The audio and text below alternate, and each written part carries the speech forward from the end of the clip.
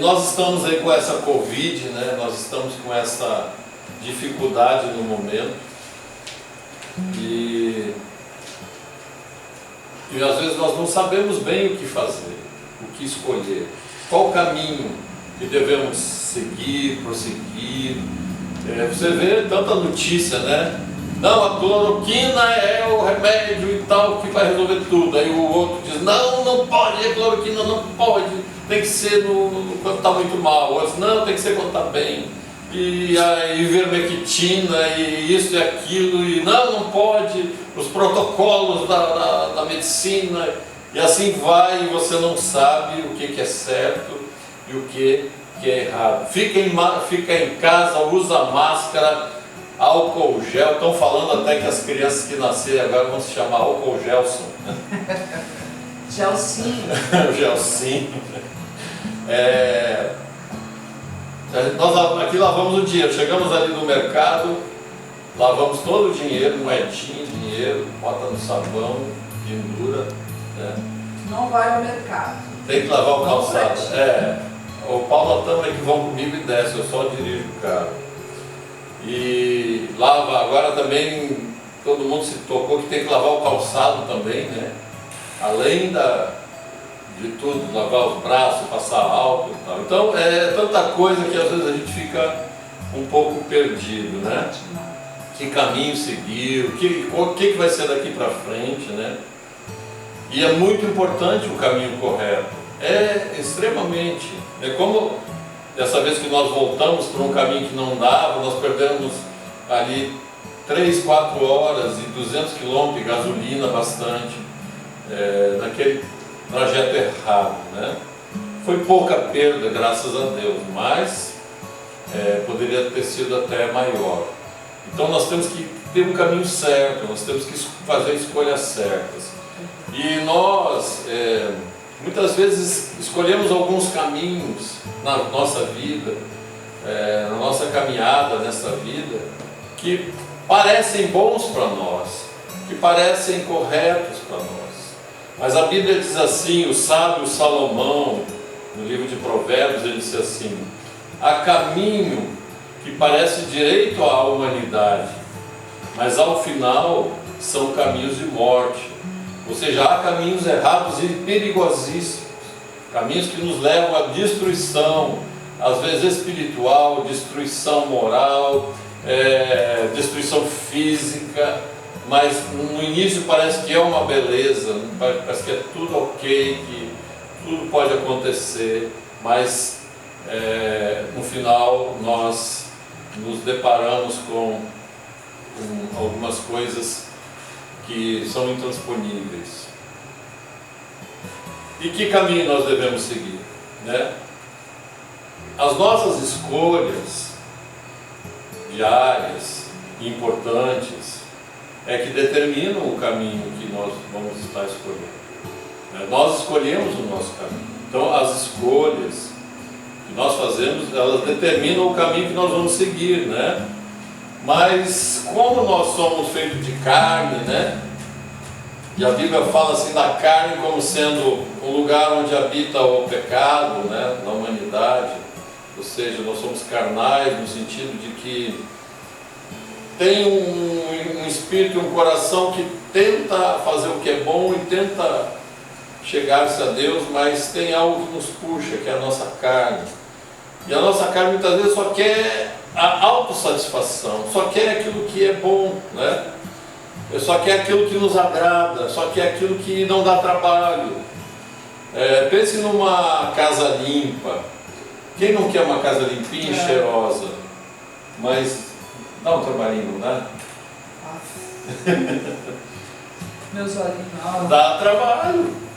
E não é muito agradável não, no calorão aqui do Pará, tá varrendo, tá limpando, tá abrindo o armário e botando tudo para fora, limpando, mas você sabe que aquilo ali vai ser algo importante, aquilo é necessário. E essa atitude, essa escolha é necessária, ela não é tão agradável. Depois você vai ver, cheiroso, bonito, limpo. Pense num banheiro, quem gosta de lavar um banheiro? E quando o banheiro é só um para toda a família, né? E que tem muitos homens, muitos rapazes nessa família, né? Não é muito agradável lavar esse banheiro, né? Mas como é bom quando ele está limpinho e cheiroso, né? Então, mas essas escolhas, essa vontade nossa é de não fazer muitas coisas que são necessárias na nossa vida, que são importantes, né? E quem só escolhe aquilo que lhe dá satisfação momentânea, está fugindo da realidade, está vivendo de sonhos, está vivendo de projetos que não são factíveis de ser realizados, porque a vida dá trabalho, a vida não é fácil, a vida é complicada, você tem que ralar, né? E ela é real. Ela é real. A vida não é um sonho, a vida é real e a realidade da vida, ela não é fácil, né? E Deus estabeleceu várias leis, né? E uma das leis que todo ser humano está debaixo dessa lei é a seguinte, que diz em Gálatas 6:7: não vos enganeis, de Deus não se zomba, pois aquilo que o homem semear, isso também ceifará, né? Para nós aqui no Pará, que não temos assim tanto uma cultura agrícola, né? Talvez algum tenha alguma coisinha ali no fundo de casa, um tempero verde, um cheiro verde, alguma coisa que planta, mas hoje está se desenvolvendo mais culturas como soja, grandes culturas, pecuária, pimenta do reino. Mas nós não temos assim uma experiência muito grande com a agricultura. Mas o povo de Israel, ele era um povo agrícola e pastoril. Então Jesus e a Bíblia toda, ela usava muito essas comparações com respeito à agricultura, à pecuária, né? Aqui está falando o seguinte: de Deus não se zomba. Tudo que eu faço, toda a minha atitude são sementes que eu vou colocar na terra da minha vida. E essas sementes, elas vão dar um fruto.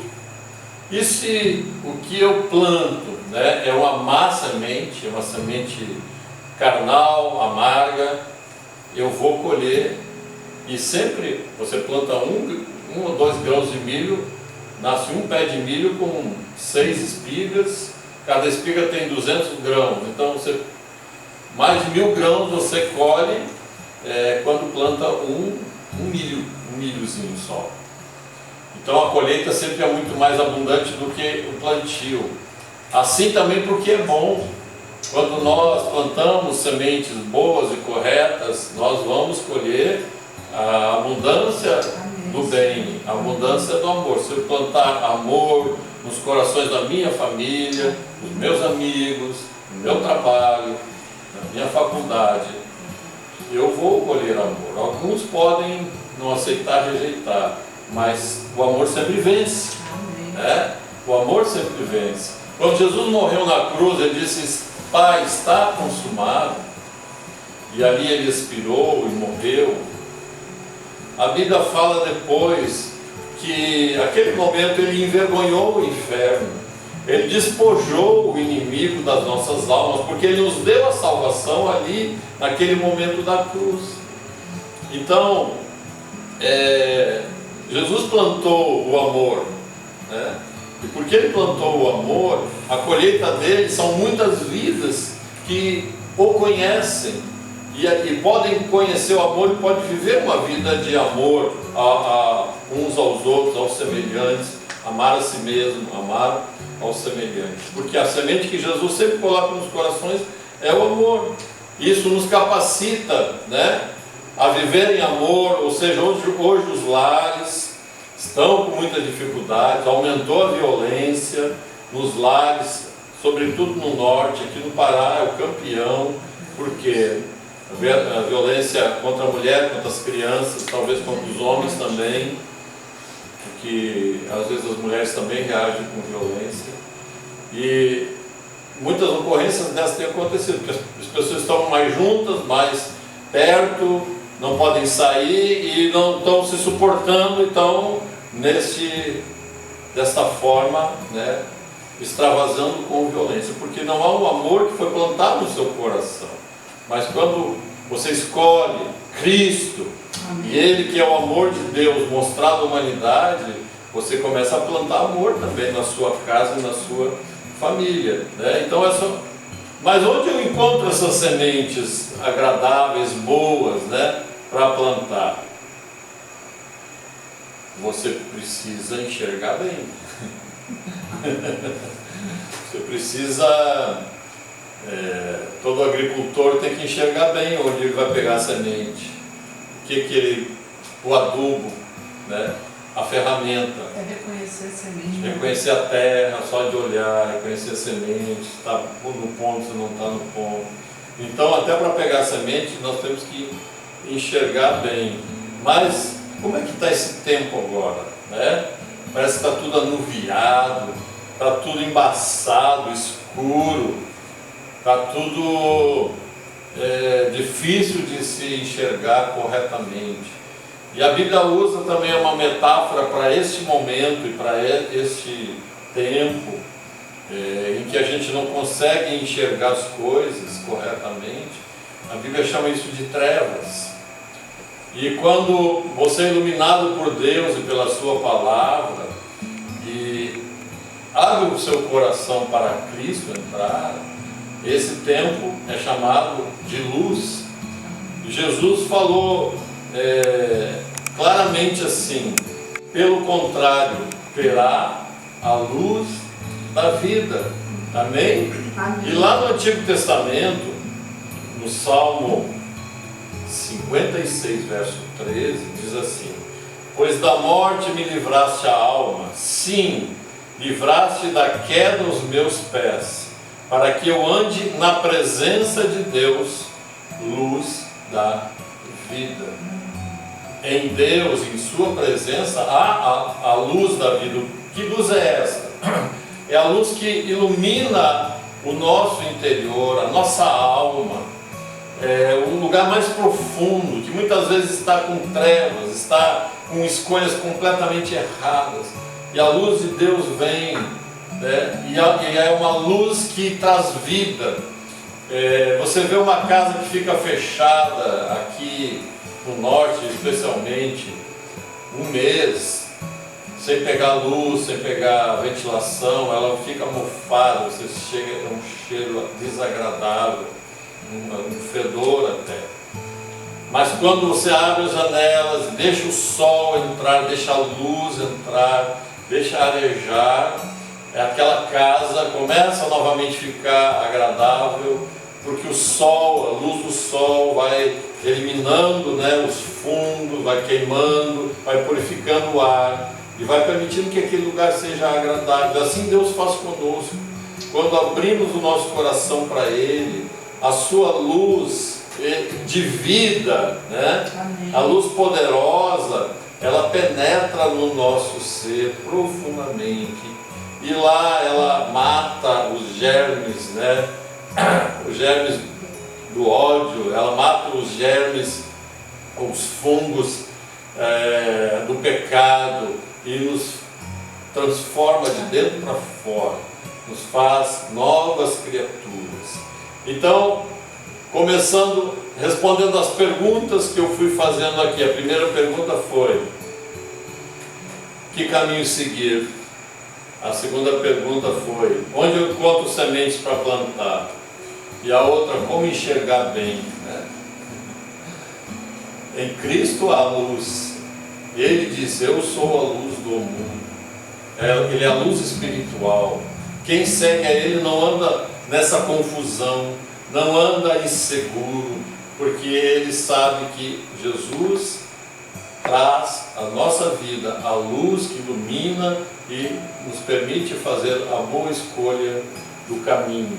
O Senhor Deus mandou aquele motorista local lá, com certeza, bem no momento que nós chegamos, quando voltamos do lugar errado, Ele estava ali e Ele nos orientou, naquele momento exato, e nós podemos seguir adiante pelo caminho correto. Foi um caminho complicado, difícil, mas era correto. Assim é a vida cristã. ela não é fácil, mas é o único caminho. Jesus disse: eu sou o caminho. Não é um caminho, eu sou o caminho, o único caminho. Eu sou a verdade, eu sou a vida. Ninguém vem ao Pai a não ser por mim. Então, como você pode enxergar bem? Deixando que a luz, que é Cristo, entre no seu coração. Quando você enxergar bem, você vai poder fazer plantio de boas sementes, de sementes de amor, porque o amor só há em Deus. Nós temos algum amor que é extremamente limitado. Jesus falou assim, certa vez, aos seus discípulos: ame uns aos outros como eu os amei. Orem pelos inimigos, perdoem os seus inimigos. Porque fazer coisa boa para aqueles que lhe fazem coisa boa, até os pecadores, qualquer pecador no mundo faz, isso que Jesus falou. Mas poder amar os inimigos, poder orar por eles, crer que eles um dia vão encontrar mudança e salvação, somente para quem tem o verdadeiro amor no seu coração. Amém? Jesus disse: vocês sendo maus, Pai, vocês dão coisas boas aos vossos filhos. Quanto mais o Pai Celestial vos dará o seu Espírito Santo. Quanto mais o Pai Celestial vos dará as coisas boas que Ele tem para a humanidade. Então, nós, das nossas maldades humanas, ainda fazemos algumas coisas boas, mas elas não trazem consequências eternas. Só o amor de Deus no nosso coração nos faz ter atitudes que vão repercutir para toda a eternidade, vão permanecer e vão continuar. Então você é iluminado e pode enxergar bem, e aí pode ver pela palavra de Deus quais são as boas sementes. Aqui está, a palavra de Deus estão as boas sementes, que você aprende a cultivar nos seus relacionamentos, na sua forma de viver em todo o tempo. Por exemplo, não devolver mal por mal, tratar uma ofensa respondendo com amor e não com mais outras ofensas, a reagir com serenidade em momentos difíceis, não julgar, não condenar as pessoas sem saber os detalhes de tudo, do porquê das suas atitudes, e também olhar para nós mesmos quando nós julgamos, porque quantas vezes erramos também, somos falhos, pecadores, e às vezes não suportamos algum erro das outras pessoas. Aí você pode então escolher as boas sementes e escolher o bom caminho. Jesus é o bom caminho, Jesus é o único caminho. Você não vai errar. O nosso caminho lá não era errado, ele era o caminho correto para nós passarmos da barreira e da dificuldade. Jesus, a vida cristã, é o caminho para você ser vitorioso. Não há outro, não há outra esperança. E na Covid agora, o que nós podemos fazer? A Bíblia diz assim, ela fala em Hebreus capítulo 11 de várias pessoas que tiveram fé em Deus e como foram vitoriosas. E no capítulo 12 ele diz assim: visto que vocês têm uma tão grande nuvem de testemunhas a respeito da vida cristã, de como ela nos leva ao êxito e à vitória, estejam mais firmes, se fortaleçam mais e corram a carreira que está proposta para vocês, olhando para as dificuldades da Covid, olhando para as incertezas, não, olhando para Jesus, o autor e consumador da fé. Aleluia! Nesse tempo de Covid, nesse tempo de incertezas, de dificuldade de trabalho, de locomoção, de ficar em casa, é olhar para Jesus, o autor e consumador da fé. Quando olhamos para Ele, a Bíblia diz: contemplai-o e sereis iluminados, o vosso rosto não sofrerá vexame. Nós não seremos envergonhados quando olharmos para Cristo, nos espelharmos nele, resolvemos segui-lo como Ele mesmo chama, aquele que me segue não andará em trevas, mas sobre ele haverá a luz da vida. Não é só uma luz que ilumina um ambiente, não, é uma luz que traz vida, que traz cura, que traz saúde e transformação. Amém? Aleluia! Então nós podemos fazer as boas escolhas, nós podemos escolher as boas sementes, escolher um bom caminho, quando nós somos iluminados pela luz de Deus nas nossas vidas. Amém?